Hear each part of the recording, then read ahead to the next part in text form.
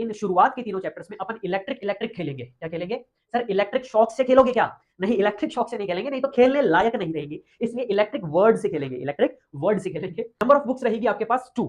ठीक है, वैसे तो बुक्स का तो वैसे भी पता होता है बच्चों को, बुक्स का तो जरूर पता होता है, उसके अंदर का भले ही नहीं पता हो लेकिन बुक्स का जरूर पता है, और चाव से और लाते हैं कि नई नई बुक्स खरीदेंगे, नई बुक्स आएगी, नई क्लास में चलेंगे, ये खैर, तो बुक फर्स्ट और बुक दोनों के जो दोगले व्यवहार है, जो डुअल नेचर है, देखो नाम आ गया ना, दोगले व्यवहार यानी कि डुअल नेचर है, वो अपन इसमें, और बुक्स का मैंने बताया, और मैंने आपको बताया कि ओवरव्यू क्यों जरूरी होता है।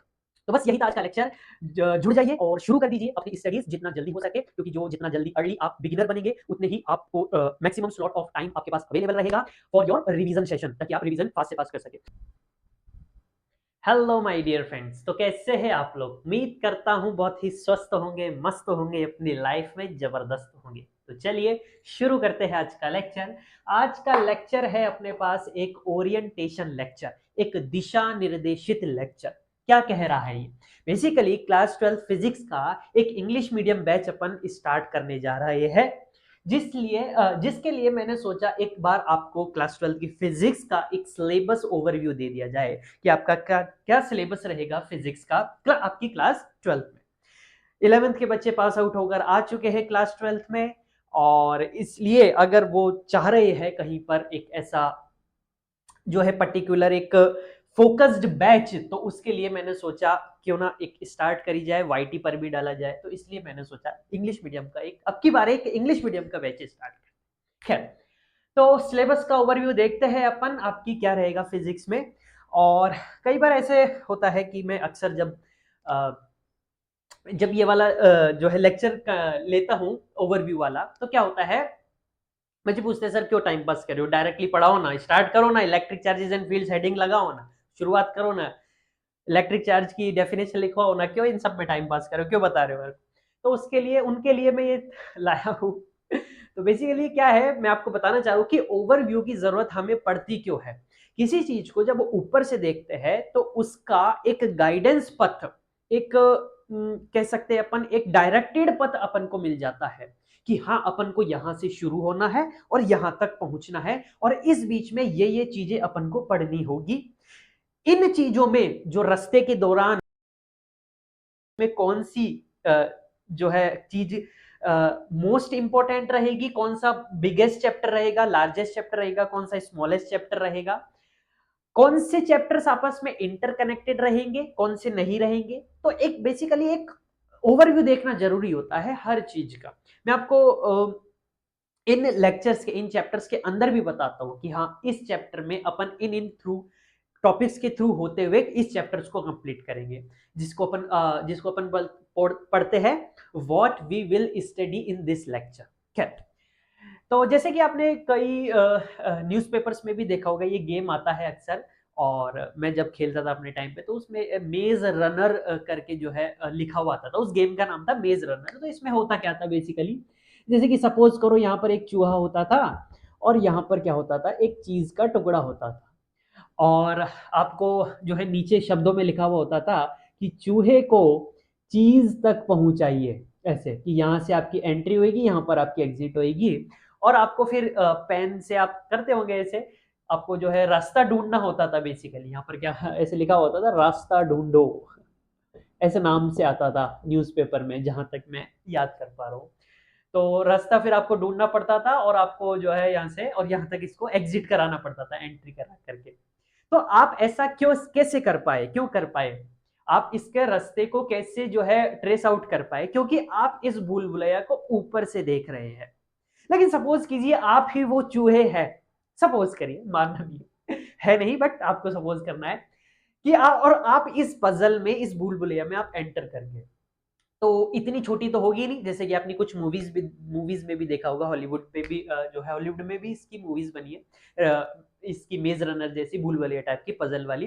तो अब जब आप इसमें एंटर करेंगे तो अब आपको तो रास्ता नहीं दिखेगा, आपके तो सामने अगल बगल में बड़ी बड़ी दीवारें होगी, अब आपको तो नहीं पता कि किस कोने में जाकर के आपको दरवाजा मिलेगा, एग्जिट पॉइंट, जिस प्रकार इस चूहे को नहीं मिलेगा यहाँ पे, अगर ही होता तो।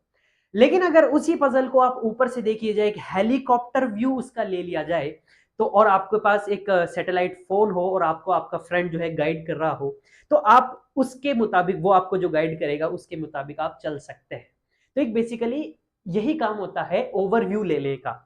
किसी चीज को ओवरव्यू मतलब ओवर यानी ऊपर से देखने का, यही एक बेनिफिट होता है कि अपन को चीजें समझ में आ जाती है कि कहां से एंटर करना है, कहां पर एग्जिट करना है, कहां से एंटर करना है और कहां पर एग्जिट करना है, क्या रास्ता रहेगा बीच में, वो भी अपन को क्लियर हो जाता है। ठीक है, बस इसलिए ही मैं आपको एक इंपॉर्टेंस बताना चाह रहा था बेसिकली ओवरव्यू की क्या होती है। खैर, अब देखते हैं अपन कि क्या क्या पढ़ेंगे इसमें। बुक फर्स्ट क्या है, बुक देखो, अच्छा शुरू से पढ़ाना है। तो क्लास 12 फिजिक्स में आपके पास कितनी बुक्स रहेगी सर? नंबर ऑफ बुक्स रहेगी आपके पास 2।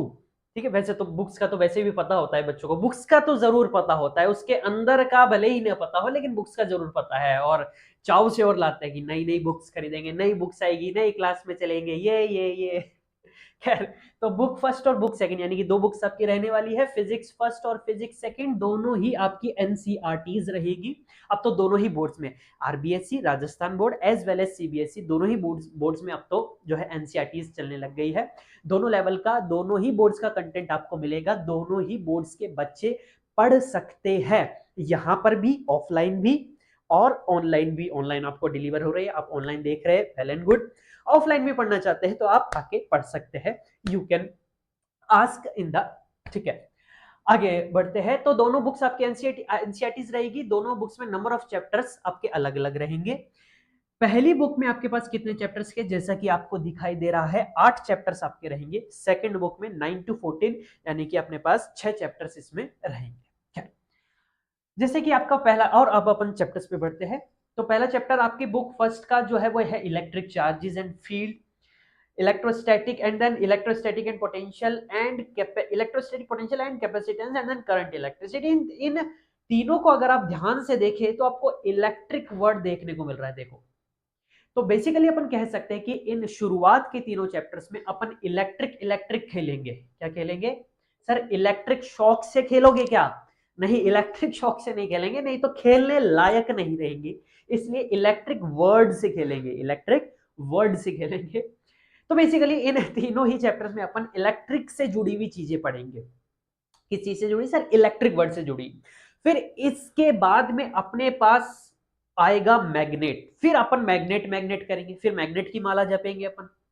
ये देखो, और इन दोनों में मैग्नेट के बारे में ठीक से पढ़ के, या मैग्नेटिज्म या मैग्नेट से जुड़ी हुई जो भी फिजिक्स में चीजें है, मतलब ऑल तो नहीं, 12th की फिजिक्स में जो भी चीजें है वो पढ़ करके फिर इन दोनों का कंबिनेशन अपन इस 6 चैप्टर में पढ़ेंगे। और वर्ड से भी आपको क्लियर हो रहा है, इसमें इलेक्ट्रिक शब्द भी आ रहा है, मैग्नेटिक शब्द भी आ रहा है, कि अब इन दोनों का क्या तालमेल यहां पर है।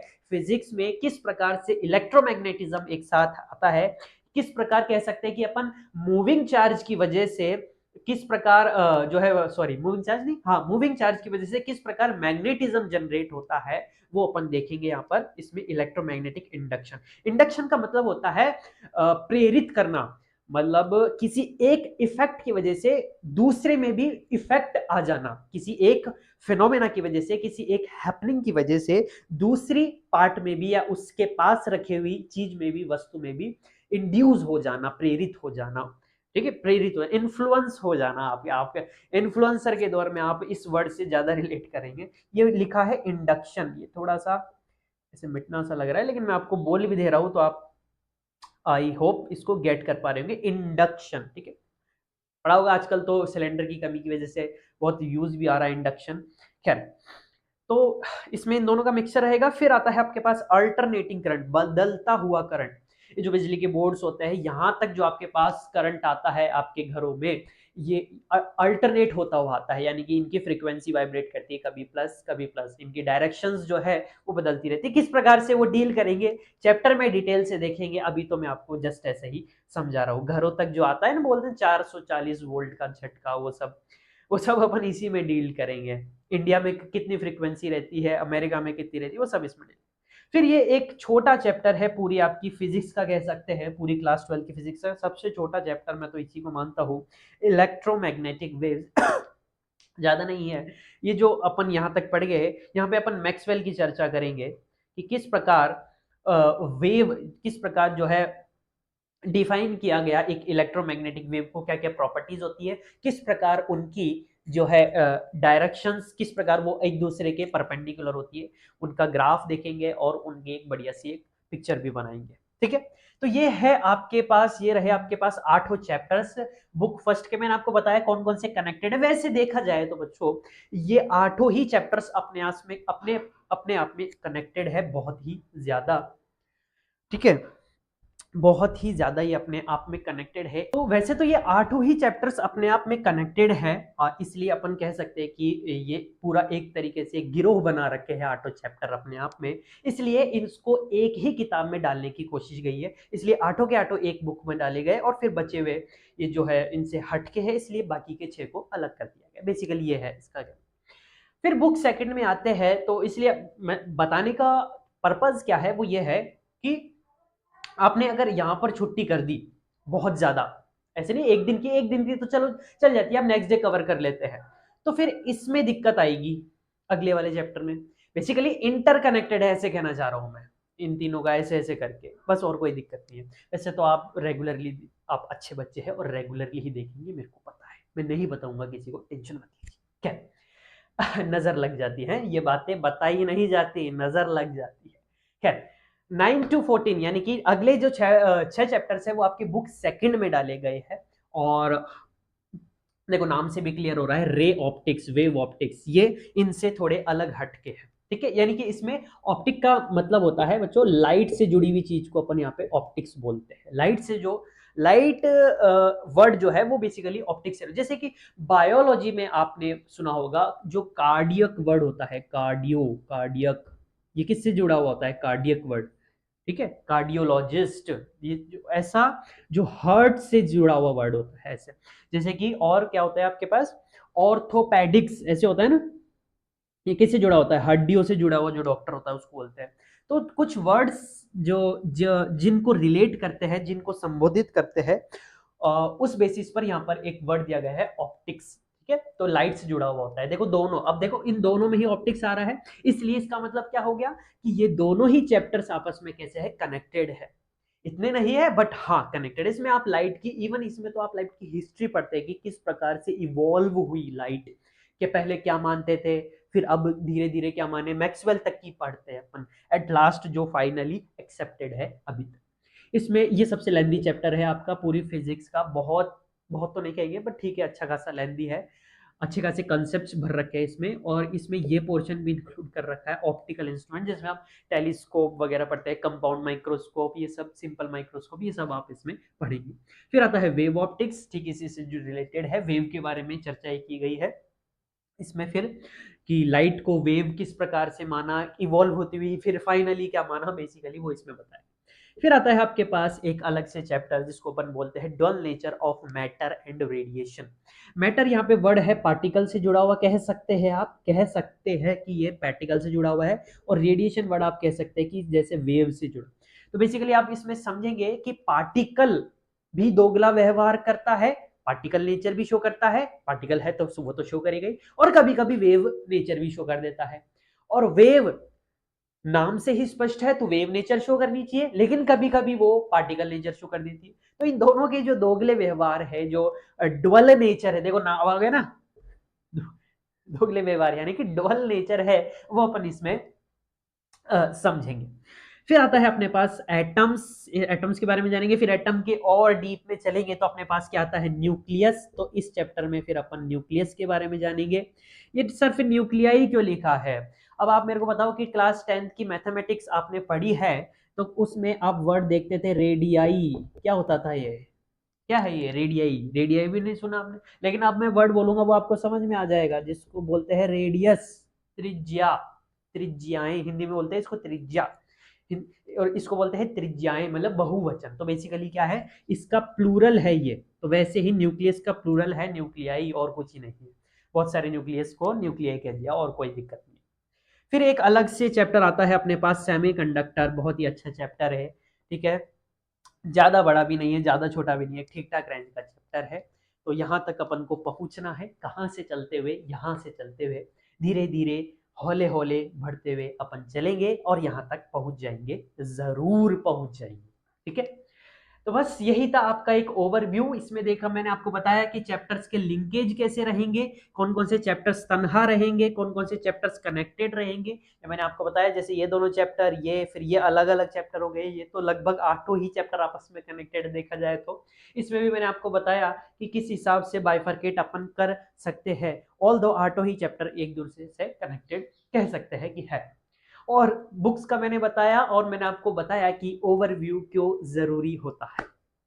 तो बस यही था आज का लेक्चर। जुड़ जाइए और शुरू कर दीजिए अपनी स्टडीज जितना जल्दी हो सके, क्योंकि जो जितना जल्दी अर्ली आप बिगिनर बनेंगे उतने ही आपको मैक्सिमम स्लॉट ऑफ टाइम आपके पास अवेलेबल रहेगा फॉर योर रिवीजन सेशन, ताकि आप रिवीजन फास्ट से फास्ट कर सके। दिसंबर तक का रहता है कोर्स कंप्लीशन का, उसके बाद भी बढ़ जाए तो कोई दिक्कत नहीं है, अपन को आराम से पढ़ना है, आपको समझ में आए ये ज्यादा जरूरी है मेरे लिए, इसलिए। तो बस यही था आज का लेक्चर। पूछ सकते हैं आप बैच वगैरह के लिए, आपको जो भी जानकारी चाहिए। खैर बस ठीक है, फिर मिलते हैं नेक्स्ट लेक्चर में, मिलते हैं इवन फर्स्ट लेक्चर में for your of your first chapter के फर्स्ट लेक्चर में आपसे मिलते हैं। अब अगली मुलाकात तब होगी, तब तक के लिए स्वस्थ रहिए, मस्त रहिए, अपनी पढ़ाई में व्यस्त रहिए। All the very best.